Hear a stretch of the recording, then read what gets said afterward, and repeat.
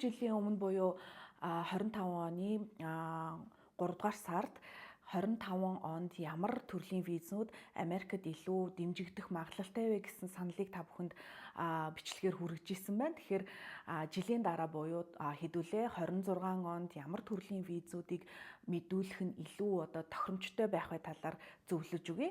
За мэдээж яг хамгийн түрүүнд яг өөрийнхөө нөхцөл байдалд болоод өөрийнхөө одоо ирээдүйн төлөвлөгөөнд тохирсон визийг мэдүүлэх нь хамгийн номер 1 оновчтой. За хоёрдугаар 26 оны нөхцөл байдлын хувьд бол аль болох эрдэм мэдлэг дээр тулгуурласан, дадлага туршлага дээр тулгуурласан визний төрлүүд өөрөөр хэлбэл жишээ нь H1B, H1B гэж ярьдаг мэргэжилтэнгүүдийн төрөл тийм ээ. За хоёрдугаарт бол О1 төрлүүд онцгой ур чадвартай бизнес болон бусад төрлийн онцгой ур чадвартай хүмүүс, салбартаа онцгой ур чадвартай байгаа хүмүүст зориулсан виз ээж болно.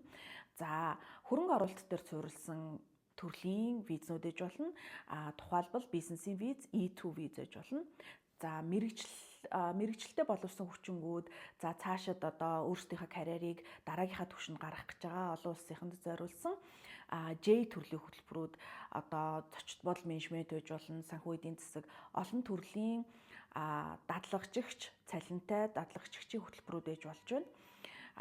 Гэх мэтчлэн та бүхэн хамгийн оновчтой өөрт тохирсон за мэдээж дараагийнхаа хэтийн төлөвлөгөөнд бас алхам болох үйц визний төрлийг сонгох нь илүү тохиромжтой байна гэсэн үг. Тэгэхээр энэ талаар олон бусад зөвлөгөө мэдээллүүдийг evendowzig.com вебсайт дээрх мэдээллүүдээс үн төлбөргүй монгол хэл дээр авч болно.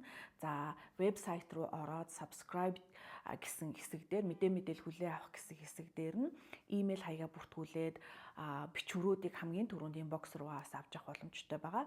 Тэгэхээр бид бүхэн Америкийн нэгдсэн улс болоод Улаанбаатар хотоос үйл ажиллагаагаа явуулж байгаа учраас та бүхэнд илүү ойртсон байгаа гэдгийг бас